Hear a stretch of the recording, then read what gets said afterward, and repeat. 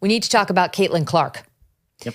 So Caitlin Clark of Iowa, but now playing for Indiana in the WNBA, gets honored in time as the athlete of the year. I don't know. I guess they need a lot of covers or something. I mean, whatever. They just want people who are going to sell their shitty magazine. So she gets selected as athlete of the year. And what does Caitlin Clark do? Like this woman who's a superstar. She's the Michael Jordan of the WNBA. And she's become a phenom in part because the players of the WNBA can't fucking stand her. Why? Mm-hmm. Because she's white. It's abject, absolute racism. It's total racism. And one of the things that's been admirable about Caitlin is she just continues to play her game and put points on the board. And she does very well, and she wins games, and she puts butts in the seats, and she sells tickets, and she gets people tuning in on television. And all really we want to hear from anybody about this is thank you. Thank you to Caitlin Clark for making our league relevant and so on. But instead, she's been bullied repeatedly by the players in this league. She's been assaulted physically. She's been scratched in the eye. And I mean, all of this is on camera. We've covered it repeatedly on the show. So she gets this honor. And all she has to do is continue staying above it. Thank you. I'm grateful. Love being in the WNBA, and I love my colleagues who I play with, my teammates. That's it. Instead, she decides to go racial. And what she says is she feels the need to acknowledge her white privilege.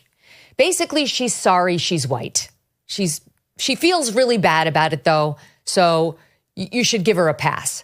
And then she makes a point of saying the ones we really need to be celebrating are the black women on whose backs this league was built, which I have to tell you is so condescending. It really is. It's true that most of these black women have been bullying her and want her to understand it's their league. Hello, you don't own the league. Blacks don't own the league, just like whites don't own tennis or golf. Nobody owns the league. This is America. Anybody can play if they're good enough. But they want her on the knee. You'll bend the knee and you'll apologize for being white, and you will suck up to the black women who built this league before you, or you will be beaten. You will be assaulted, and you will be bullied with no friends. So she does it. She finally did it. She bent the knee, self-flagellated over white privilege, and look at the black women in this league. And I have to tell you, if I were a black woman in that league, I think I'd say, screw you. Because don't treat me like I am the ugly stepsister and you are Cinderella, and no prince is going to look at me unless Cinderella says, oh, give her a little time. Oh, put her in the spotlight for a moment. I would be offended, genuinely offended by her. Like, look over there. Look at them. They're not white. They did a lot too. And here's the other thing. It's totally insincere. And here's how you know it's totally insincere. Because if Caitlin Clark really felt uncomfortable in the spotlight as the newbie who's white, because white people didn't build the league, she wouldn't have said yes to being Time Magazine's Athlete of the Year. So that's the Megyn Kelly rant that is going viral, that has a lot of people talking about it. I'm not a WNBA fan. I mean, I've looked at a few games over the years, but I have to admit the truth. Megyn Kelly is mostly correct that they have been bullying Caitlin Clark. They have been very hostile towards her. For those of y'all that don't know, the WNBA is made up of over 65% black females, maybe even over 70%. And a lot of them are members of the LGBT community. A lot of them are lesbians. I think something like 45%, some crazy number like that. So almost half of them are lesbians. A lot of them are very, very masculine. And a lot of them do feel entitled. A lot of them do feel that Caitlin Clark is coming into the league and still in their shine, still in the spotlight. But in reality, did they ever have the spotlight? Because if you look at the data, the WNBA has never turned a profit. It is actually a subsidized league, meaning it is paid for by a greater entity called the NBA. The NBA makes billions of dollars per year. The WNBA loses tens of millions of dollars per year. And there have been so many games where Caitlin Clark is getting roughed up. Yes, basketball is a contact sport. You're going to get fouled, and sometimes you're going to get hard fouled. It happens in the NBA all the time. That's not, what we're talking about here. But we've seen some intentionally unnecessary fouls, like when Chennedy Carter, from I think she plays for Chicago, she did some kind of shoulder check and knocked Caitlin Clark to the ground. And Clark. I mean, that's clearly a foul, which was called. The question is, will they call it unnecessary? Plays like that have been happening to Caitlin Clark throughout the whole WNBA season. As you can see in that clip, the play was clearly over. That was completely unnecessary. Like I said, I'm not saying that they should treat her like, a child with kid gloves or something like that. They shouldn't pamper her.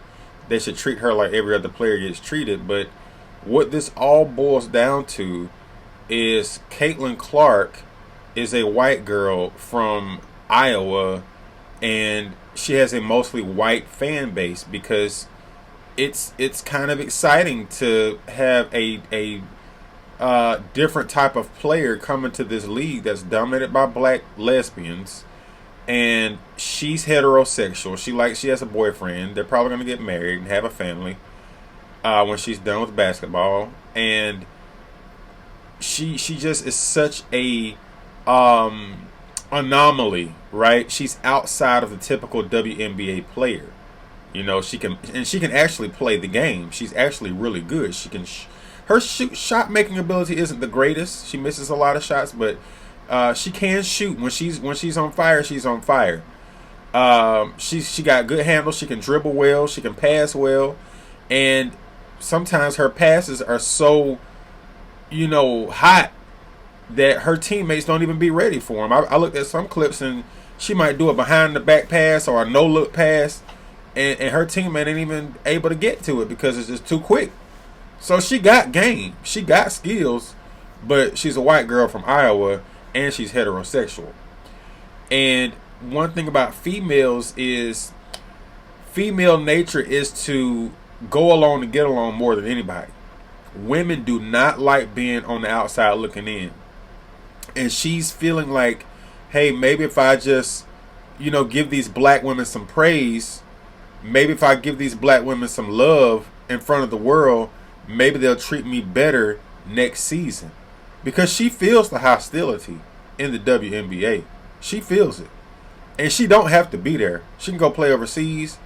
She can just go do something else because she's making more money off of advertising dollars than she's making in the WNBA as a player. The average WNBA salary is less than $100,000 a year. You got guys in the NBA that ride the bench that make $500,000 a year or more. You got guys in the NBA making $25 and $30 million per year, which is just no contest compared to what the average WNBA players are making. Even the top players in the WNBA ain't making $1 million a year because the league just don't have that kind of money. And the only reason why the WNBA exists, like I said, is because the NBA subsidizes it.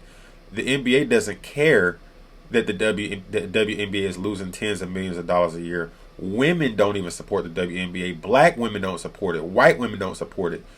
And be honest with you, if women wanted to empower other women, if black women specifically wanted to pay homage to the black women who built the league, which they didn't, they would be in those stands. You got some WNBA teams whose attendance is so low they don't even play in the same arena as the NBA teams for that city. Like where I'm from Atlanta, Georgia. See my hat? Down here in Atlanta, the WNBA has a team here called the Atlanta Dream. The Dream attendance is so low that they no longer play at Phillips Arena. Well, it's actually called State Farm Arena now, where the Hawks play. The Atlanta Hawks are our basketball team. The average NBA arena holds between 18 and 20,000 fans, something like that, at a full capacity. At full capacity, right? The Atlanta Dream attendance is so low, they moved them to an arena that seats about 3,500. Because you got to think it costs a lot of money to turn the power on at State Farm Arena or whatever arena your city is in, whatever arena is in your city. It ain't but like 12 WNBA teams anyway. So I know that Chicago got one, the Chicago Sky, New York got one, Atlanta got one, Minnesota got one. It said Las Vegas got one, the Aces, whatever. I don't know where all the other teams play at in their cities, but I know in Atlanta, the dream attendance is so low they don't play where the Hawks play, right? So it's less money you got to pay your concession workers, the people that sell the food. It's less money you got to pay the people that scan the tickets to make sure that you actually got a ticket. It's less money you got to pay everybody. It's less power. You know, it costs a lot of money to run the electricity for any type of event at an arena, right? Think about that. That's a big building. If it's cold outside, you got to have the heat on. If it's hot outside, you got to have the AC on, right? Then the plumbing. People got to go to the bathroom. People got to wash their hands, right? So it's a lot that goes into this stuff. And a lot of people don't think about the nuts and bolts of how this stuff actually works. If it don't make dollars, it don't make sense. So not only did they give Caitlin Clark Female Athlete of the Year, they made her Athlete of the Year. So I'm pretty sure somebody put her up to this. I'm pretty sure somebody encouraged her to make the statements that she made in the article in Time magazine that has a lot of her fans in the uproar. Some fans say they're going to boycott the league now. They're not going to support Caitlin Clark anymore. She put, she believes she's earned every single thing, but she's just as quick to acknowledge that black women that came before her in the WNBA, including her favorite player, Maya Moore. There have been so many amazing black women that have been in this league, and continuing to uplift them is very important, she said, and that's something I'm aware of. I think my best skill is just blocking out the noise, and hopefully it continues to be, because with the way things are going and where the WNBA is going, you want that attention and you embrace it, and that's what makes it so fun. That's what she said in response to Megyn Kelly's criticism about Caitlin Clark admitting her white privilege. Caitlin Clark admitted that she has white privilege, but she's earned every single thing that she has, and she has earned her spot in the WNBA. She has earned the fame. She has earned the status that she's at because she's actually a really good basketball player. And there are some black females that are really, really good in the WNBA. I remember back in the day you had women like Cheryl Swoops. You had, I think, what's that woman's name? Lisa Leslie, right? She was a very good basketball player out there in Los Angeles, right? So it's still some good players in the league right now. I mean, I'm not, like I said, I'm not a WNBA fan or anything like that. I'll look at a few highlights every now and then, but I mean, obviously as a man, I'm much more interested in the NBA, and it's not because I'm anti-woman, obviously. It's just because the NBA offers a superior product. It's just much more entertaining than the WNBA. I mean, if it was that entertaining, it wouldn't be losing tens of millions of dollars per year. And of course, I keep reiterating the fact that not even women support the WNBA. Black men don't even own the NBA. The NBA was actually started by white men, and black men weren't even allowed to play in the NBA up until like the 50s. You had a group called a league called the Black Five. You had segregated baseball, segregated basketball, segregated football.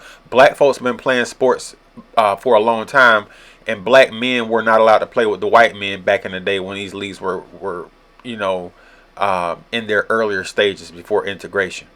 So the white folks built the NBA, the white folks built the NFL and all these other leagues, and they allowed black people to come play. Now, black men have played a vital role in making the NBA what it is today. That's a fact. But at the end of the day, don't nobody actually own these leagues. You know what I'm saying? And if you want to be technical, white people actually started these leagues, and black people have just made them a lot more entertaining because, you know, a lot of black people are very athletically gifted. And when you are athletically gifted, you make for great entertainment. That's just what it is. And you get paid very, very well if you're making the league a lot of money. So until the WNBA turns a profit, until the black women in the league start making the league more money and black women actually start supporting the WNBA, everything that they're saying, it makes no sense. You know, they really don't have a reason to complain. They should be thanking Caitlin Clark because Caitlin Clark is making the league relevant. But anyway, I just wanted to give my reaction. Megyn Kelly's right. Black women don't own the league. They should be thanking Caitlin Clark. If they were smart, they would get out of their feelings, but they can't do that because the worship of black women is a religion at this point. I call it black female idolatry, and it needs to go away because it's actually hurting black women more than it's helping them. But anyway, y'all like, y'all share, y'all subscribe. I'll holler at you.